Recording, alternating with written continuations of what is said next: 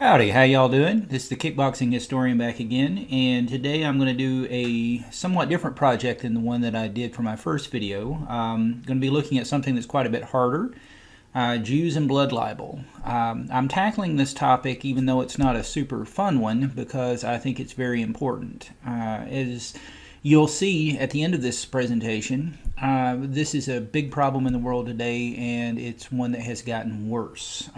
So we need to think about what the roots of anti-Semitism are, where they come from, and why that it's still a problem today. So I'm going to have a look at this, and we'll talk as we go along. If you have questions, please let me know in the comments below.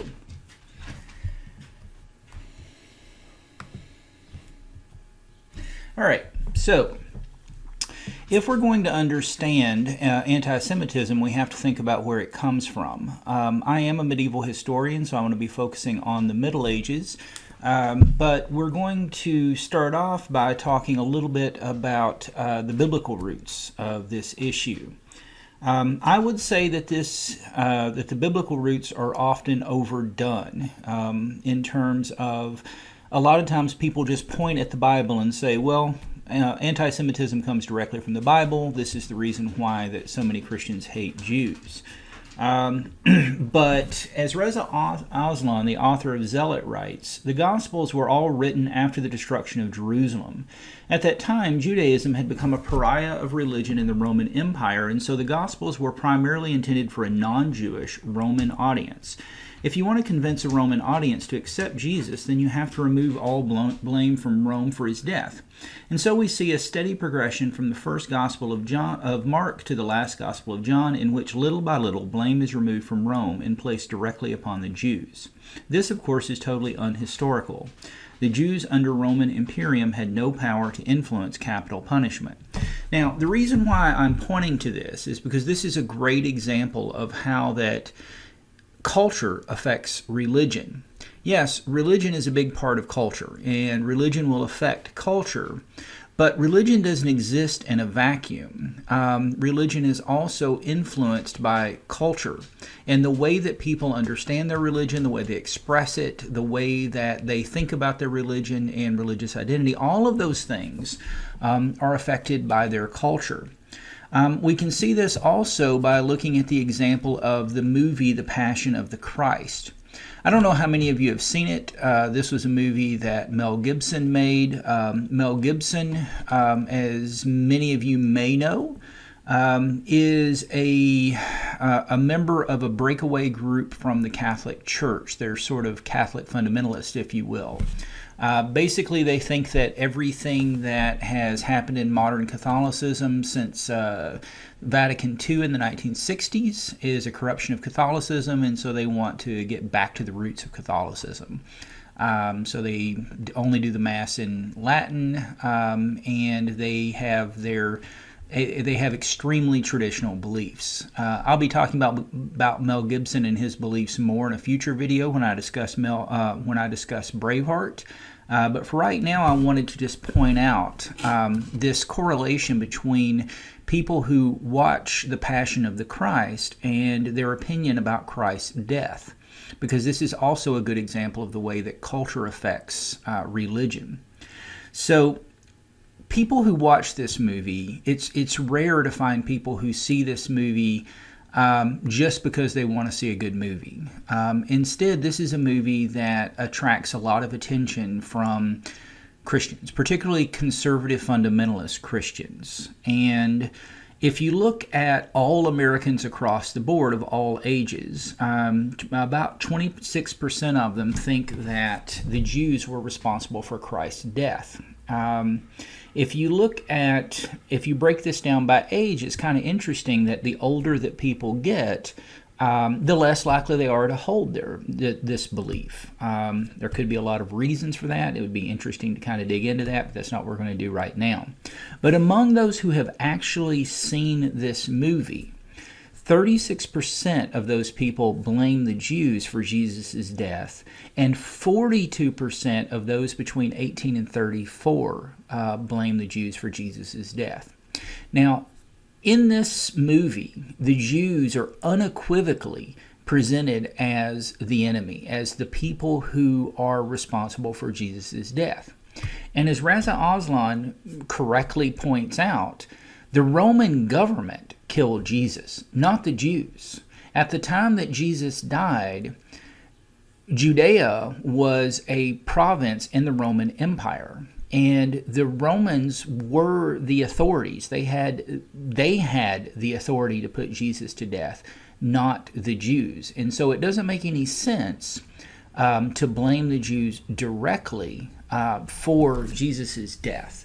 But those people who watch this movie, who are probably a self-selecting group, they probably choose to watch this movie because they are fundamentalist in their Christian approach anyway. But it seems to have a reinforcing effect, especially on young people when they watch this movie, the idea that the Jews were responsible for Jesus' death. Mel Gibson has been known to make anti-Semitic comments, and so in my view, this movie presents history the way that it does because Mel Gibson is a fundamentalist Christian, yes, a Catholic, but a breakaway from the Catholic Church and fundamentalist in his approach, who is anti-Semitic. And so you can see those viewpoints bleeding through his movie. And those viewpoints affect the way that people interpret their beliefs as well. So that is the easy view. You just point to Christianity and say Christianity has had a huge influence on Western culture, which is very true. And you say it's all Christianity's fault. That's where anti-Semitism comes from.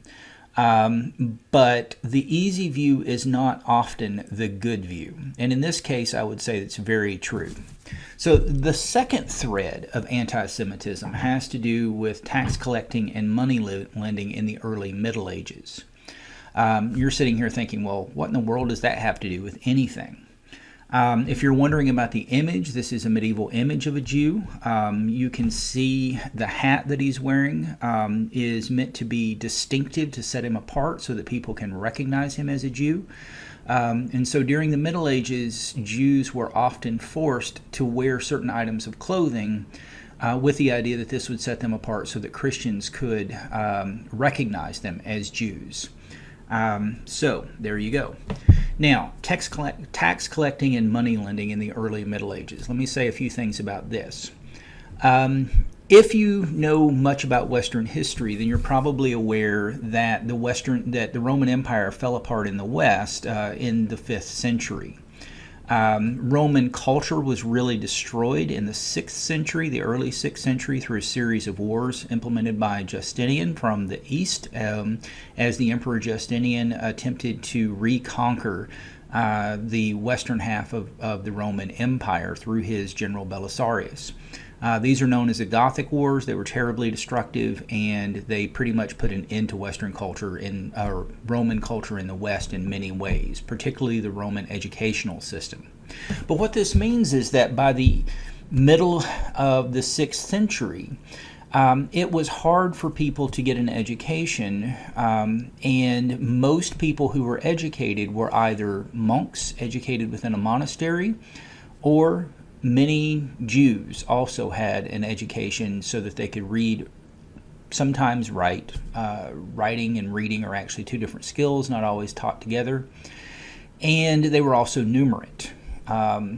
Jewish culture emphasizes education even to this day. And so many Jews were educated from an early age because it is a cultural aspect of being Jewish that, if nothing else, you're supposed to know enough Hebrew to be able to perform certain sort of rituals within Jewish culture.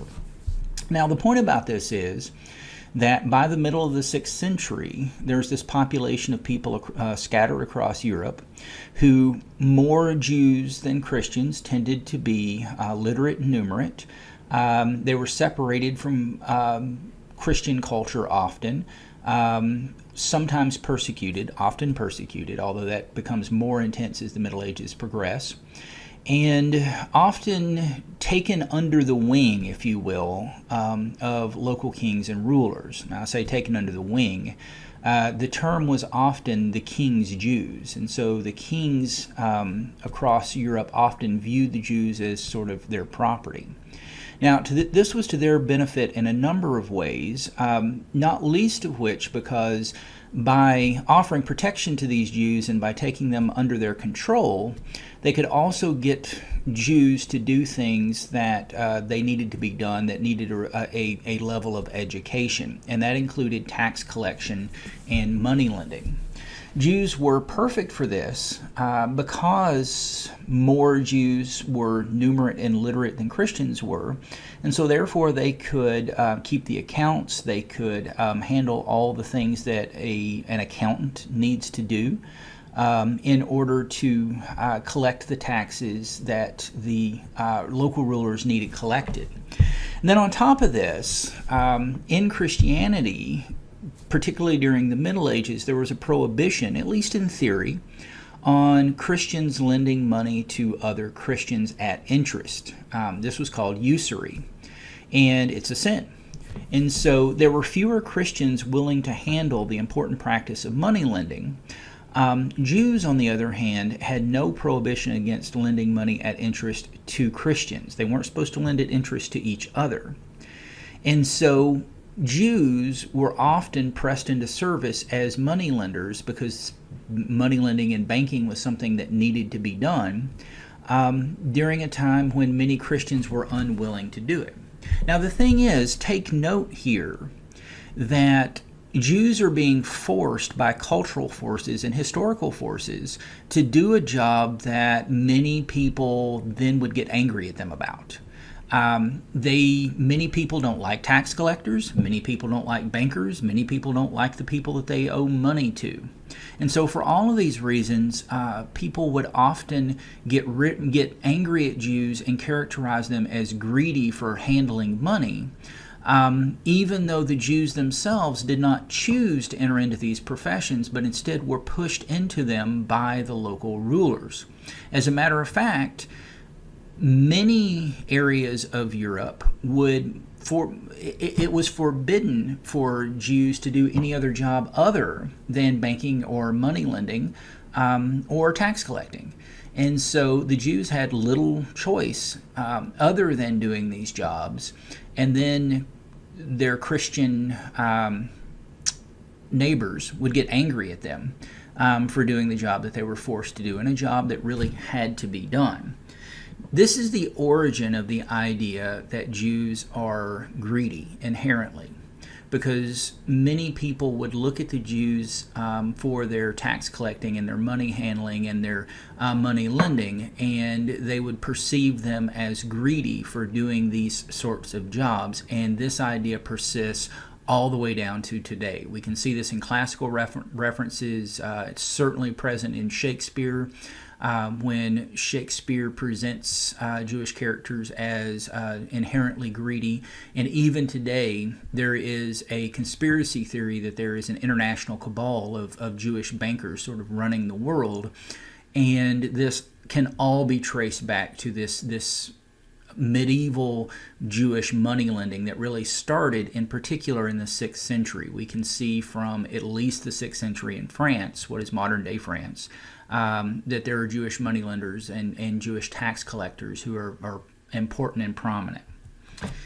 Now, there's also this is the fact that Jews often lived separated from Christians in areas that came to be known as ghettos.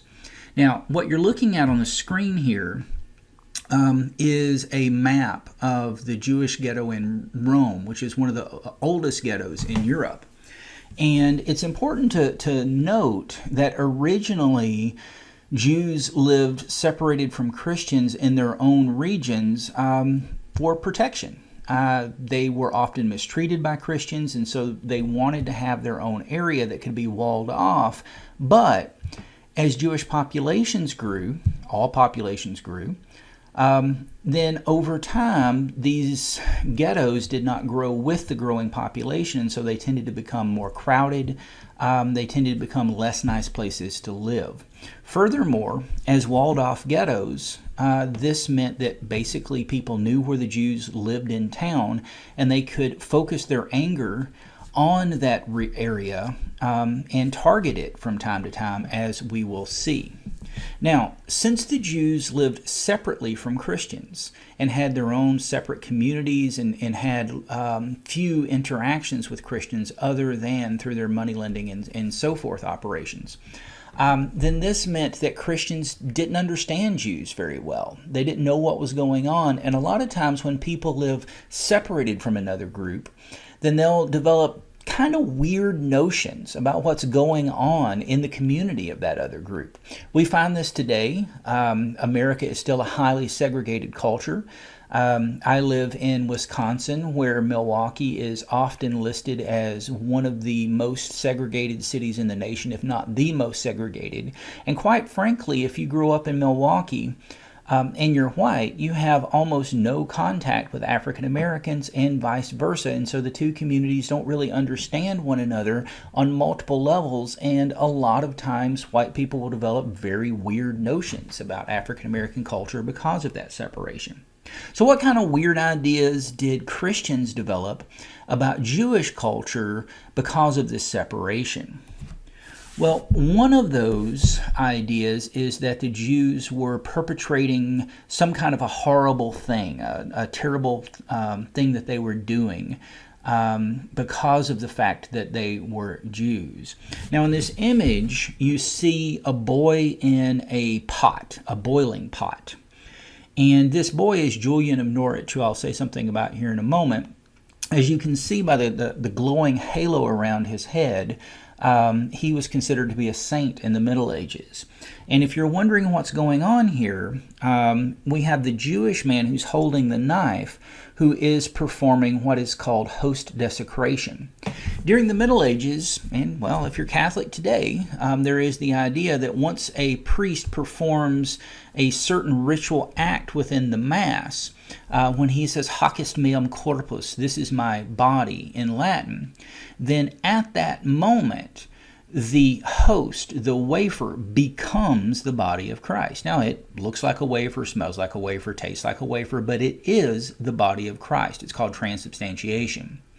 And so with this miraculous act, you can't turn it back. Now that the wafer has become the body of Christ, it is going to stay the body of Christ. And so after every Mass, there are a certain number of these wafers that are left over.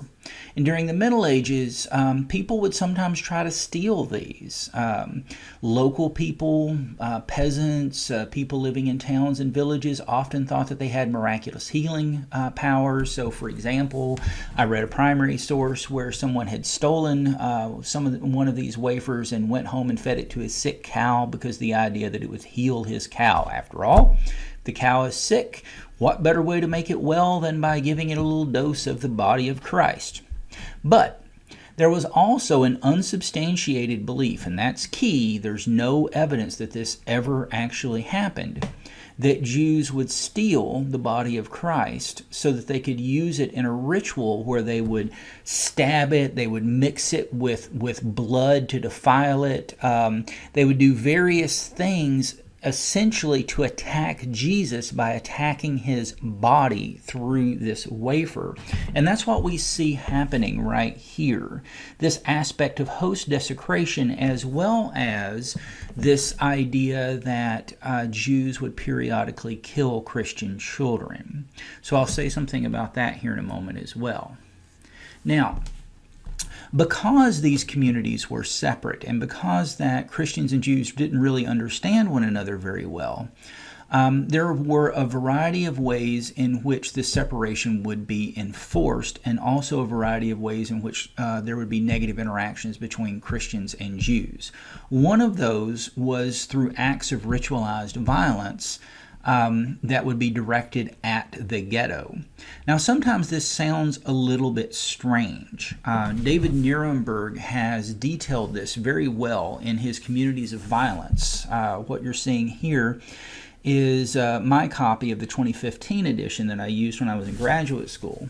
And this is a fascinating work where he details the fact that every year during Holy Week, around Easter, Christians would literally attack the ghetto periodically.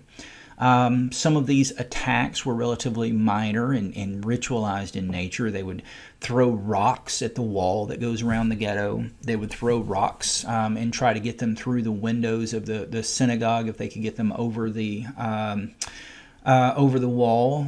They would sometimes write negative things or paint negative things on the walls of the ghetto. If we had the occasion where we had literate people who were involved with this. Sometimes these ritualized acts of violence would get out of hand, though. And so as we see here, sometimes it would go from being a minor acts of violence that were just basically meant to let the Jews know, you're not welcome, you need to stay in your ghetto, don't mix with us. And sometimes those acts of violence would break out into full-blown riots. So even though it was something that happened every year in communities across Europe and was usually contained by essentially unwritten rules about how that these acts of violence were supposed to be performed, sometimes they did get out of hand and would lead to acts of extreme violence against the Jewish community. Now, here's another one that's pretty weird. A lot of people don't know about it, and my students always marvel at this when they hear about it. I've never talked about this in class yet, where the students had heard about it before, so I'm willing to bet that I've got a lot of listeners out there who haven't heard of this either. And this is the annual ceremonial slap that would occur in communities across Europe on Good Friday. So what would happen here is that a representative of the Jewish community would have to bring a copy of the Talmud that would have to be a very good copy. It couldn't be one that was just a cheap one.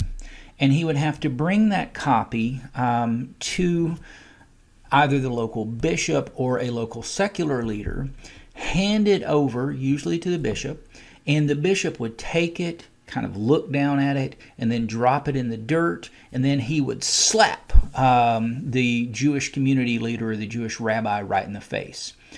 This would be done in front of a large crowd on Good Friday every single year. Depending on who the bishop doing the slapping is or the official doing the slapping was, the slap might be a light slap or it might be a very serious slap, and sometimes this could definitely get out of hand.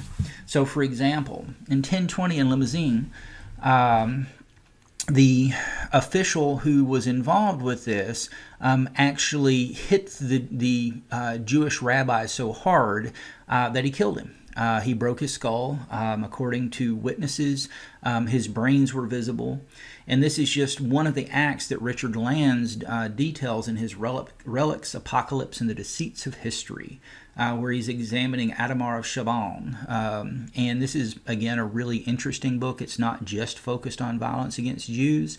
It's a really good, although a bit of a dense read that I recommend.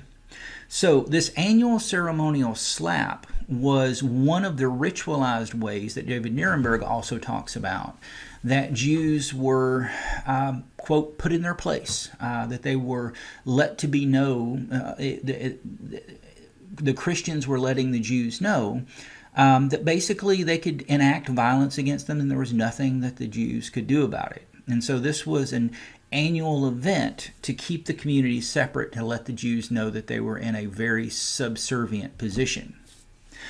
There are also a lot of myths about the Jews, a lot of beliefs that people had that just don't really make a lot of sense outside of the context of being created to keep the community separate and to create a feeling of weakness for the Jews and a form of attack against the Jews.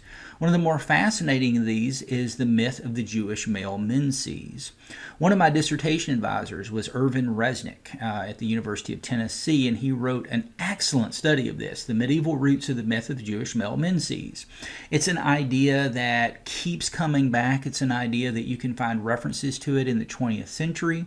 And the idea is that Jewish men have a menstrual cycle just like women do. And obviously enough, this belief is meant to undercut the idea that Jewish men are really masculine, that they're real men, basically to take away their power, particularly during a period that was very patriarchal and a period in which women were thought to be weaker, more emotional, less intelligent than men. Now, don't get the wrong idea. I'm not saying any of those things are true, but during the Middle Ages, that was definitely the belief about women. And so the idea here is that this is true of Jewish men as well. And so this idea that Jewish men had a menstrual cycle was an attack on the very masculinity of Jewish men. And it's something that doesn't go away. We can still see references to this for many centuries after this. So what was the impact of all these acts and beliefs? Well, it would lead directly to acts of violence against the Jews that were a lot worse than just the regular acts of violence that the slap and the attack on the Jewish communities that I have detailed so far. So, for example, in 1096, there was a massacre that occurred in the Rhineland against Jews perpetrated by people who were setting off on the First Crusade. The First Crusade was preached across Europe during this time, and there was a call for people to travel on what at the time they called an armed pilgrimage to free the Holy Land. Now, the major crusade, what's known as the Barons' Crusade, that would actually successfully capture Jerusalem by 1099, was one that soldiers and people who were more organized participated in. But before that, there was a People's Crusade, and this People's Crusade was one that was populated mostly by common people and some fairly low-level warriors. And these people in particular weren't very well organized. They didn't have very much money. They needed funding to travel to Jerusalem. They understood that much.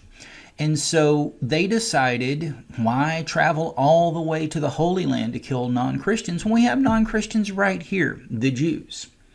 And so there were attacks perpetrated against Jewish communities throughout the Rhineland, as detailed here by Solomon Bar Simpson, who wrote in 1140 about Godfrey of Bouillon's oath that he made to, quote, "to go on this journey, the first crusade, only after avenging the blood of the crucified one, Christ, by shedding Jewish blood and completely eradicating any trace of those bearing the name Jew, thus assuaging his own burning wrath." So this is Solomon Bar Simpson talking about Godfrey of Bouillon's wrath.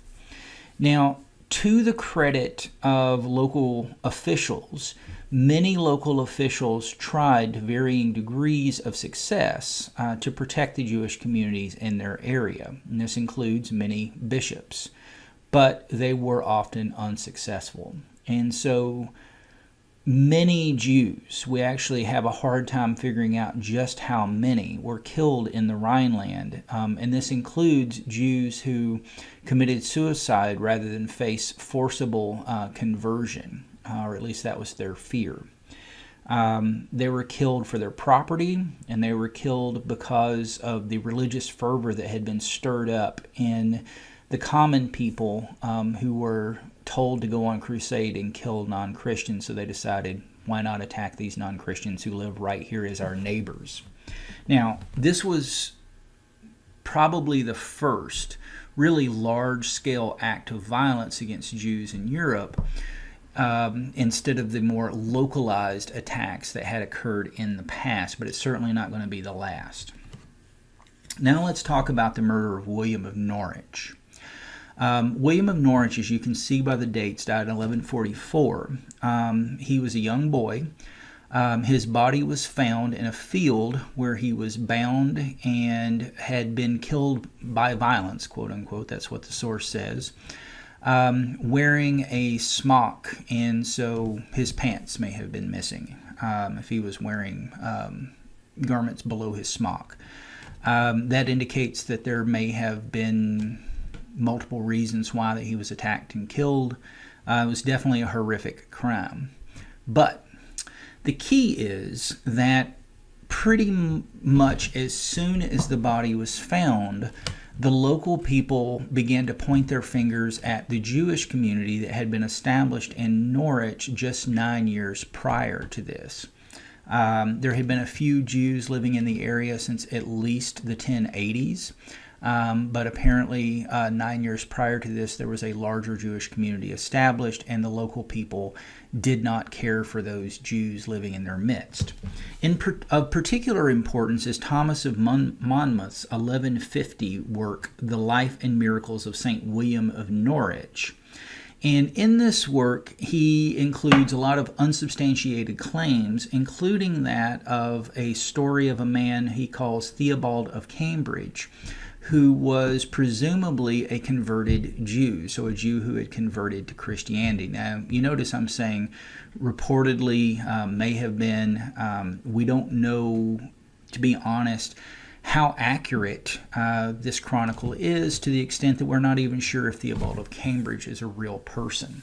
But according to Thomas of Monmouth, Theobald of Cambridge explained to him that once a year, Jews would ritually kill a Christian boy as part of a religious rite. Now, again, we have absolutely no evidence of Jews committing acts of violence against Christian children. That simply didn't happen. This was a story that people like Thomas of Monmouth just made up in order to promote their own ideas that Jews were untrustworthy and objects worthy of hate.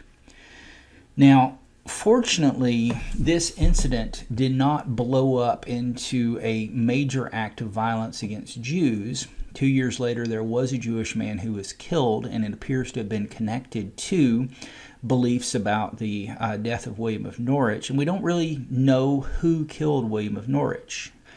But what is important about this is that this is really the origin of what's known as the blood libel myth.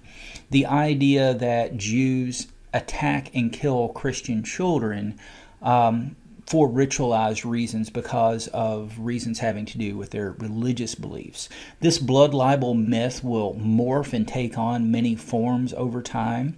And so, for example, later on during the Black Death, there will be people who believe that the Black Death is caused by Jews who are poisoning Christian wells. But this blood libel myth really owes its origin to the murder of William of Norwich and the accusations that were then leveled against the Jewish community because of it. It would lead to acts of violence that would grow in intensity directed at the Jewish communities in Europe, including the massacre at Clifford's Tower in 1190. As you can see, Clifford's Tower is a place you can still visit in York, which is in the north of England. And in 1190, there was a fire that broke out in York, and the Jewish community got blamed for this. Now, there is no reason to blame the Jewish community. Medieval towns and villages and cities were often built with wooden houses. There were open flames used for lots of different things, everything from cooking to heating to just being able to see in the dark. And so there were lots of reasons why that a fire could break out, but for whatever reason, the local people accused the Jews of having started this fire. They fled to Clifford's Tower. Many of the Jews fled to Clifford's Tower in order to gain the protection of the sheriff. And when it became clear that the mobs were going to storm the tower, the members of the Jewish community feared that their children were going to be forcibly converted. And so in many instances, Jewish fathers wound up killing their own children and their wives in order to protect them from forcible conversion. Now, that sounds terrible, and it was. But keep in mind that from the Jewish perspective, it was worse to allow their children to be forcibly converted than raised as a Catholic and thereby to lose their soul than to simply lose their life in this moment. And so, as bad as this was an act of faith on the part of the Jews. They also wanted to keep the Christians from getting their property. And so they set fire to their own property, which seems to have been what led to the setting fire of Clifford's Tower, which burned and destroyed the wooden parts of the tower. So this was a major act of violence that happened in England against the Jewish community, and it indicates that the acts of violence against the Jews were escalating. Now, Pope Gregory X, we're going to skip forward here. I can't talk about every instance of violence that occurs against Jews in Europe, but I wanted to use this as an example to point something out. Pope Gregory X issued a statement that Jews are to be protected and that Jews are not to be forcibly converted and that Jews are not to be attacked for their beliefs. And sometimes people point to this and they say, well, okay, this shows the respect that the Catholic community had for the Jews. Not really, not so much. It's also not the first of these statements. It's one that you'll frequently find in textbooks. But it's important to note that these statements were usually the result of a religious leader having been paid to issue a statement in order to try to reduce the violence against the Jews. And it's also important to note that it had relatively little effect. So if you see this statement, yeah, okay, Pope Gregory X asked people not to kill Jews, not to forcibly convert Jews. Good job, Pope. It just didn't have a great deal of an impact. Now, what was the final medieval result? What came about because of all of this? Well, in region by region across Europe, as antipathy, as anger and fear and loathing directed at Jews became worse and worse, then little by little the Jews got kicked out of Europe. All across Europe, we have expulsions of Jews that are occurring. As you can see, this started in France in 1182. They were allowed back in, and then later on they were kicked back out several more times until eventually by 1394 there are no Jews in France. In England, they got kicked out in 1290, and they were not allowed to come back to England until the 17th century. When Oliver Cromwell allowed them to come back. Thus, when The Merchant of Venice was written by William Shakespeare in the 16th century, he was writing about a community of people he really had no contact with. You can see that they were expelled from Spain in 1492 and Portugal in 1497. Interestingly, some of those Jews actually went to what is now called South America. And so establishing an early Jewish community there. But look at the areas of resettlement of these Jews. You can see the lines showing where they head off to. And many of them traveled into Islamic-controlled areas where they were a protected minority. Later on, I'll make another video about the place of religious minorities in Islamic communities in the Middle Ages and the early modern period. But for right now, just remember that in places such as the Ottoman Empire and Islamic-controlled northern Africa, Jews were a protected minority, so it makes sense that many Jews would travel to those areas. Many of them also traveled into Eastern Europe, what becomes Poland, which was a less developed economically and technologically and as far as organization goes area than Western Europe at this time. And so many of the local rulers welcomed the Jews because of the skills that they brought and because of the knowledge that they had. The Jews weren't allowed to bring much wealth with them, so they weren't bringing in a lot of gold and silver and jewels. Most of that was confiscated by the Christian leaders who kicked them out of Europe. But it did mean that a large amount of Jews settled in Eastern Europe.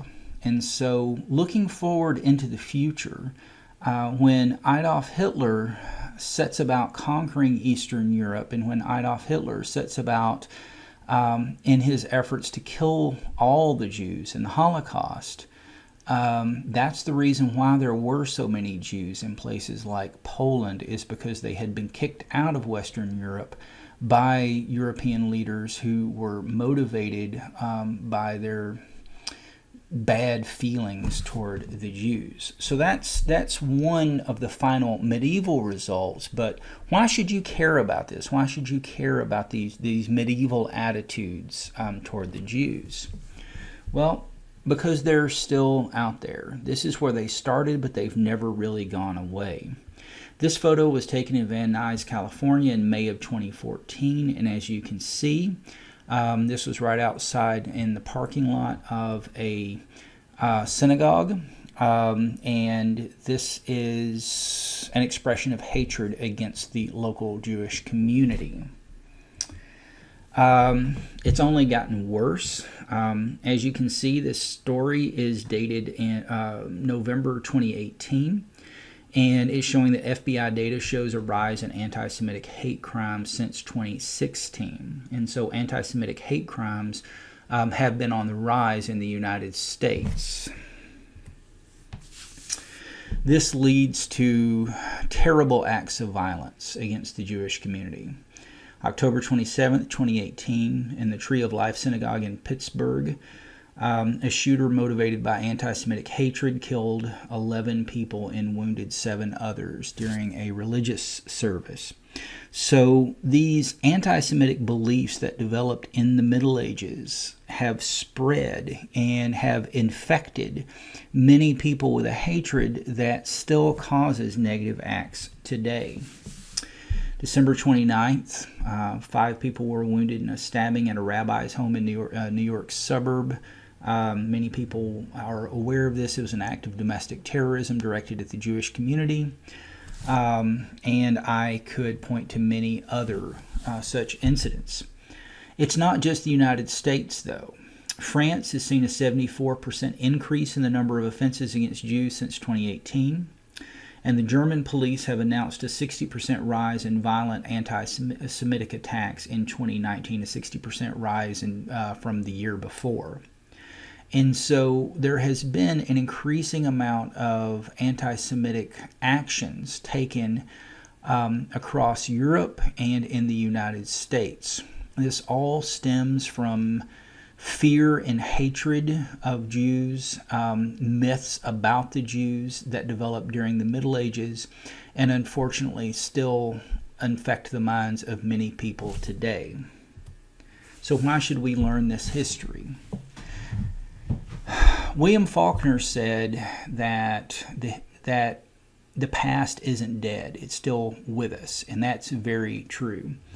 As we can see here, this is from a website called the Daily Stormer that proclaims itself America's #1 most trusted Republican news source.